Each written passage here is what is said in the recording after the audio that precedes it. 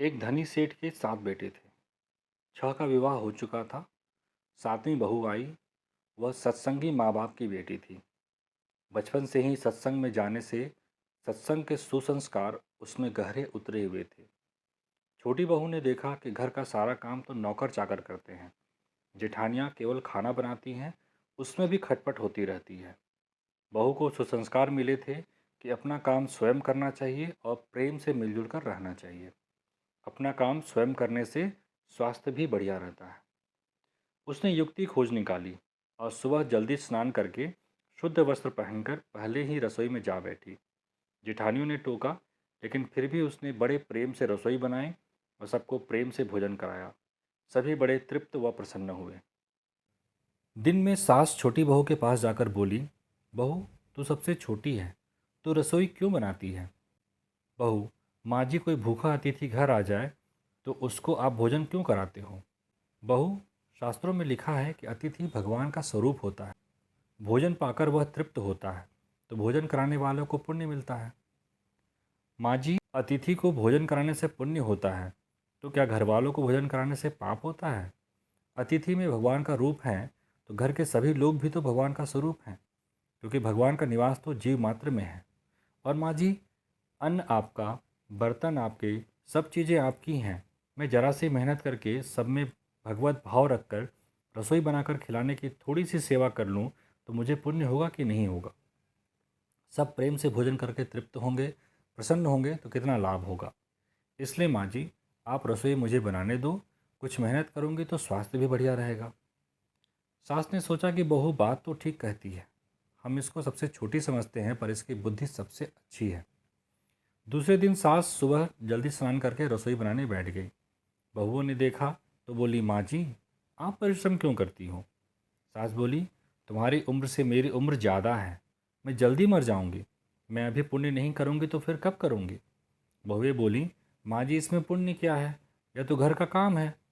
सास बोली, घर का काम करने से पाप होता है क्या?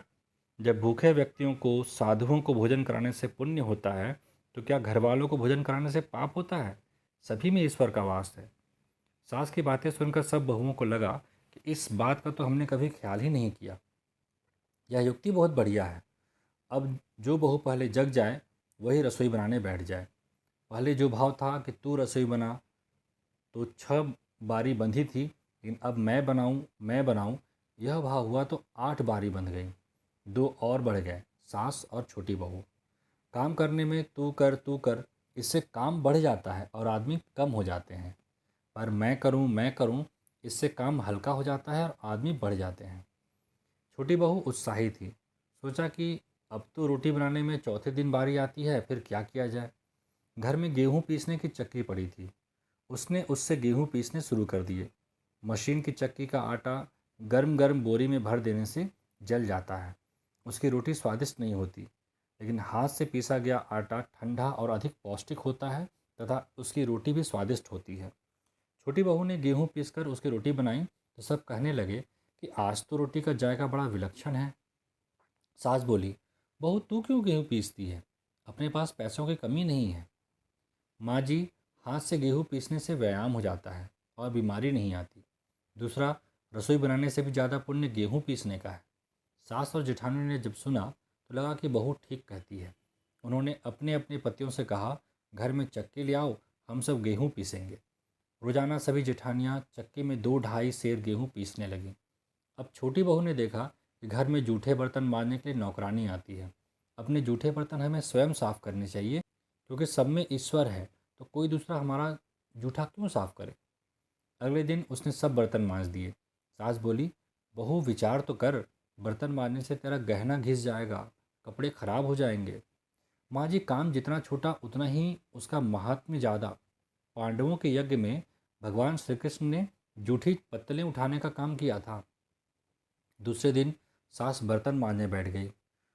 उसको देख के सब बहुओं ने बर्तन मांजने शुरू कर दिए। घर में झाड़ू लगाने नौकर आता था। अब छोटी बहू ने सुबह जल्दी उठकर झाड़ू लगा दी। सास ने पूछा, बहू, झाड़ू तूने लगाई है? माँ जी, आप मत पूछिए, आपको बोलती हूँ तो मेरे हाथ से काम चला जाता है। झाड़ू लगाने का काम तो नौकर का है, तू क्यों लगाती है?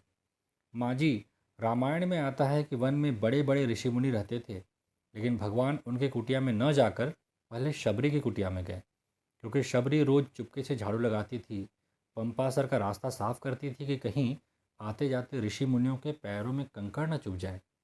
सास ने देखा, यह छोटी बहू तो सबको लूट लेगी, क्योंकि यह सबका पुण्य अकेले ही ले लेती है। अब सास और सब बहुओं ने मिलकर झाड़ू लगानी शुरू कर दी। जिस घर में आपस में प्रेम होता है वहाँ लक्ष्मी बढ़ती है, और जहाँ कलह होता है वहाँ निर्धनता आती है। सेठ का तो धन दिनों दिन बढ़ने लगा। उसने घर की सब स्त्रियों के लिए गहने और कपड़े बनवा दिए। अब छोटी बहू ससुर से मिले गहने लेकर बड़ी जेठानी के पास गई और बोली, आपके बच्चे हैं, उनका विवाह करोगी तो गहने बनवाने पड़ेंगे। मेरे तो अभी कोई बच्चा है ही नहीं, इसलिए इन गहनों को आप रख लीजिए। गहने जेठानी को देकर बहू ने कुछ पैसे और कपड़े नौकरों में बांट दिए। सास ने देखा तो बोली, बहू यह तुम क्या करती हो? तेरे ससुर ने सबको गहने बनवा कर दिए और तूने वो जेठानी को दे दिए और पैसे कपड़े नौकरों में बांट दिए। माँ जी, मैं अकेले इतना संग्रह करके क्या करूँगी? अपनी वस्तु किसी ज़रूरतमंद के काम आए तो आत्मिक संतोष मिलता है, और दान करने का तो अमिट पुण्य होता ही है। सास को बहू की बात लग गई। वो सेठ के पास जाकर बोली, मैं नौकरों में धोती साड़ी बांटूंगी और आसपास में जो गरीब परिवार रहते हैं उनके बच्चों की फीस मैं स्वयं भरूंगी। अपने पास कितना धन है, किसी के काम आ जाए तो अच्छा है, न जाने कब मौत आ जाए और सब यहीं पड़ा रह जाए। जितना अपने हाथ से पुण्य कर्म हो जाए अच्छा है। सेठ बहुत प्रसन्न हुआ कि पहले नौकरों को कुछ देने से लड़ पड़ती थी, पर अब कहती है मैं खुद दूंगी। सास दूसरों को वस्तुएं देने लगी तो यह देख के दूसरी बहुएं भी देने लगी। नौकर भी खुश होकर मन लगा के काम करने लगे और आस पड़ोस में भी खुशहाली छा गई।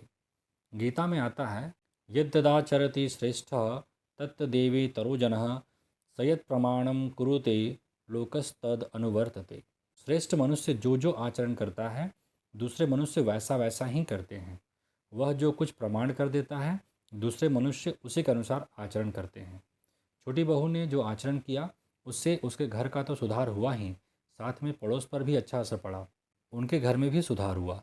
देने के भाव से आपस में प्रेम भाईचारा बढ़ गया। इस तरह बहू को सत्संग से मिली सूझबूझ ने उसके घर के साथ अनेक घरों को खुशहाल कर दिया। आपको ये कहानी कैसी लगी हमें ज़रूर बताएं। धन्यवाद।